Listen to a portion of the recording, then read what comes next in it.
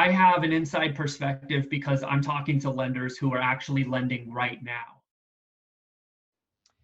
Jeremy Beck, ladies and gentlemen, co-founder of the Greenhouse Group, mortgage planning extraordinaire. Hello.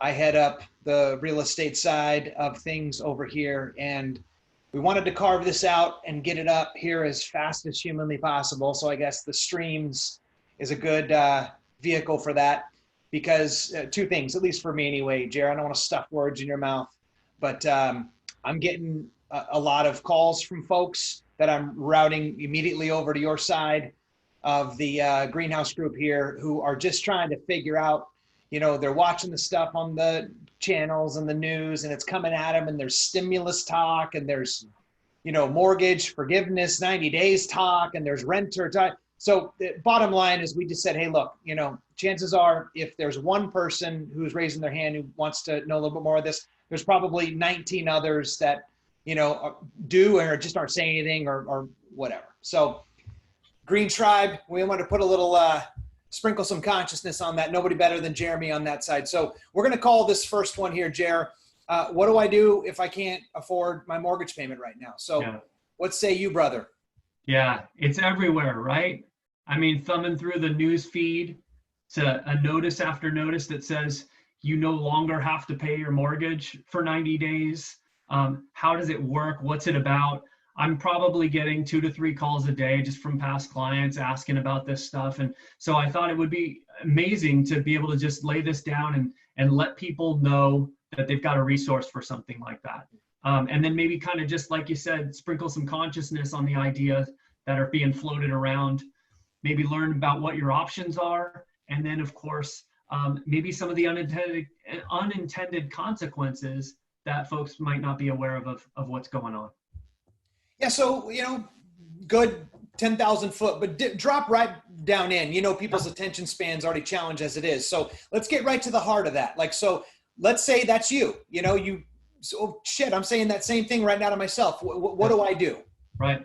Yep. So first, let's talk about what's going on. So because of the current situation, Fannie Mae and Freddie Mac, some government-backed loan holders, have announced that they are going to mandate that lenders allow borrowers to take on a forbearance.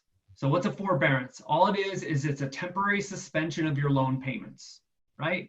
And so that sounds awesome.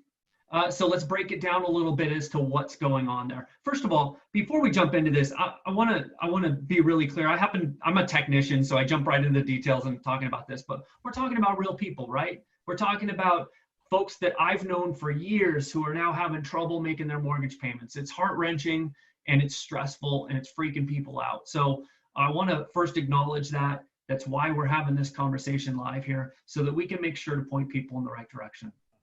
Also, if that's happening to you, this is a good place where you can learn a little bit more about it. The first thing that people need to know is you need to call your loan servicer and ask them what they're doing for loan forbearance. Okay, so in the event that you've lost your job, you're having trouble, your hours are reduced, there can be a number of different reasons why this would be financially impacting you. You can call the loan servicer and you can say, hey, what are my options? One of them, and probably the first one they're going to talk about, is forbearance. So you're basically just going to skip some payments. Right now they're talking about 90 days as being the automatic door open. And then from there are some alternative options. So first, a couple of important things to note. Fannie Mae and Freddie Mac are mandating that all loans are able to be entered into this forbearance no matter what. You don't have to prove that you need it. You don't have to have any sort of justification. You call, you ask, and they give it. Now, Fannie Mae and Freddie Mac loans are 60% of the loans out there right now. So this isn't everybody. It's not automatic for everyone, but for the most part, if you call your lender, you can have a conversation about this. Okay? So, hey, you get to skip 3 months mortgage payments. Sounds cool, but there's some potential unintended consequences that I want you to know about. And this is true just because, you know, look, there's some people out there who may not be immediately impacted, right? I'm sure you've had this conversation with folks, but they're like, I don't know what's going to happen in a month, 2 months. what if I don't take advantage of this? Am I being stupid? Should I have jumped on it?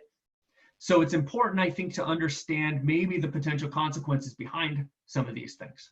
Yep.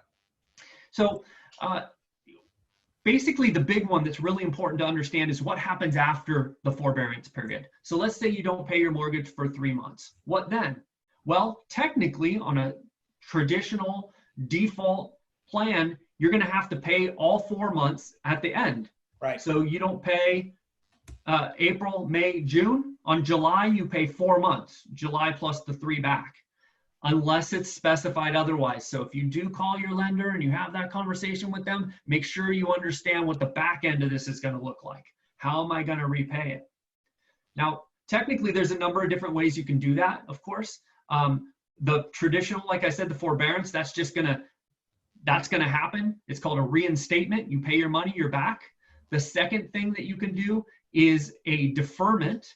And this might be the most common thing that we see, I have a feeling.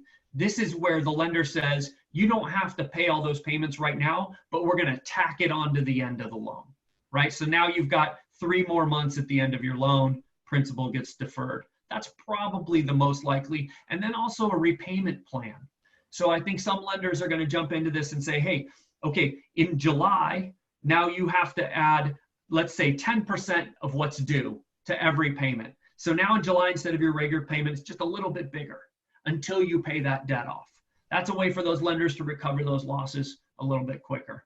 And then, of course, finally, for those who just don't come out of this, there's probably going to be some things like loan modifications. And you might remember way back when, Jess, in 2008, 2009, when people were starting to lose their homes, lenders were modifying the loans. In other words, they're just repackaging it. Now, technically, if you do the forbearance, you're not supposed to have a credit hit.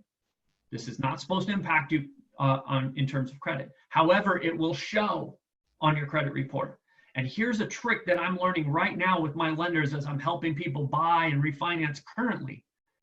If someone has a forbearance or a lack of payment in the last month or so, and they're taking advantage of this, deal's off. The lender will not close the loan because you no longer have a loan paid as agreed. You've essentially renegotiated the terms of your loan. And while that might not hurt your credit report, they might not actually make that loan to you. And so that's one of the things that I think is really going to be interesting as this plays out. How are lenders going to deal with this?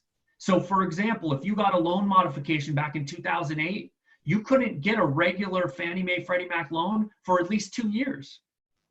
So is that still going to be the impact? And that's a big question when you're asking yourself, do I take advantage of this program or not? Of course, if you have to, you have to. But isn't that, there's some depth there that I think we don't know exactly what it's going to look like yet. Yeah, that's, I love the quote, the man who knows something knows that he knows nothing at all right now. And the stuff's coming in hot. It's coming in quick. Sometimes aggressively. Sometimes you wish it would happen a little quicker. But, I think this is speaking to the heart, though, of some of these conversations that we've been having. And I think you spelled it out perfectly. There's some cats that don't even have to watch the amount of time we've spent so far, nor here for out, because it's just like, it is what it is, right? There's no strategy about the whole thing, right? It's like, thank God that I'm in this shitty situation that I'm in, and there's something right there that's actually able to help me, to get from point A to just tomorrow. But I think the spirit of the concern a little bit was that we were also getting calls from folks that haven't lost their job. Right. Maybe they got a little hit in the stock market or whatever, but, they were kind of more saying, well, hey, is this something that even I should be doing? Is this something that everybody's doing? And I would be an idiot if I didn't do it because it's there for me. You know what I mean? So I hate to use the word strategy because it feels a little creepy, but I don't really know how else to kind of frame that, right? Yeah, I think that's fair. And I think that's the question that a large chunk of folks are the folks that are living or working from home, home office, what's the market going to look like in 2 to 3 months? Do I need to be planning ahead? Hey, my company's going through a restructure. Is this something that I might need some money in the bank to deal with? I think all of those things are valid, concerns and questions that you'd want to be asking yourself at this point. Yeah, and the trick here, Communication. Look, your lenders are going to be busy. Get on the phone, talk to somebody. If you don't get the answer that you want, hang up, call back. Talk to them, make sure you understand all of the details of the program, because this is going to be a critical event for folks who, especially maybe they want to refinance or buy in the next 1 to 2 years. We want to think carefully about whether or not this is a good situation for everybody. Yeah, and I don't want to get all doom and gloomied out, right? That's not what we're here to. We're here to inspire and educate and whatever else cool $10 Jeopardy word you can throw in there. But the other challenge on that is sooner than later, because with all these furloughs and these layoffs, guess what? Lenders are getting hit with this just as hard as everybody else. So we've all heard the horror stories about like the unemployment, getting basically a system getting crashed, no one being able to do their interview and the phone online because they're just so overrun. You add on top of that the exacerbation that thie having to lay off people too. I'm talking about the lenders now in particular, having to furlough, people too. So you've got a massive pie angle going out of need and then less people to actually service them. So, it's a sooner than better type situation if these are conversations that you need to be having for yourself and your family. Good. For sure.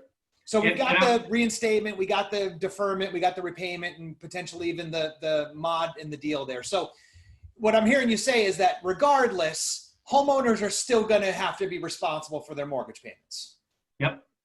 Ultimately, that money's going to get paid somehow. And whatever conduit that comes in, it's just important to be clear about. And be honest with yourself that skipping 3 mortgage payments is not likely just going to be that they go away.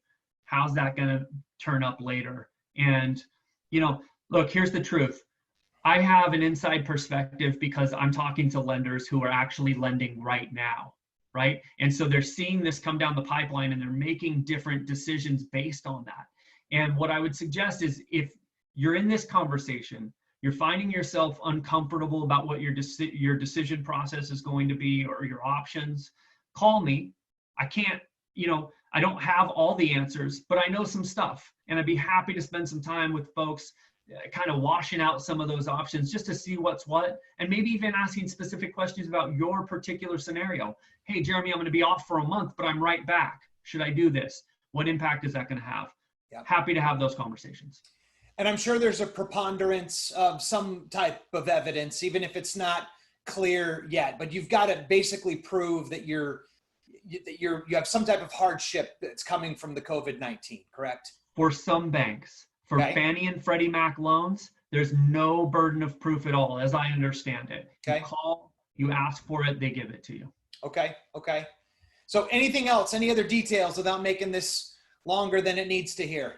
No, I mean, I think we caught the stuff that I think is most important that we're hearing people be concerned about, have questions about. And, beyond that, again, call to your servicer or call to me. Happy to walk people through those conversations and get some more insight on that. And hey, we're all in this together, and it's going to be a time when we lean on each other, whether that's not physically, but emotionally, and our cumulative pool of knowledge is probably more valuable than ever.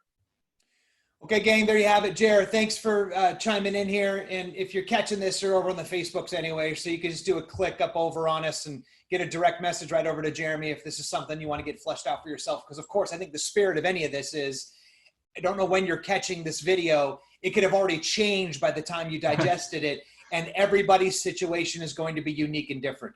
From their situation, individual pecuniary style, but also even from the lender that they're dealing with, right? So it's going to take a little bit of that lifting, I believe, and thankfully we know somebody who would be willing to do that for us. So appreciate you, buddy. Be safe, stay healthy. All right, you got it. Bye.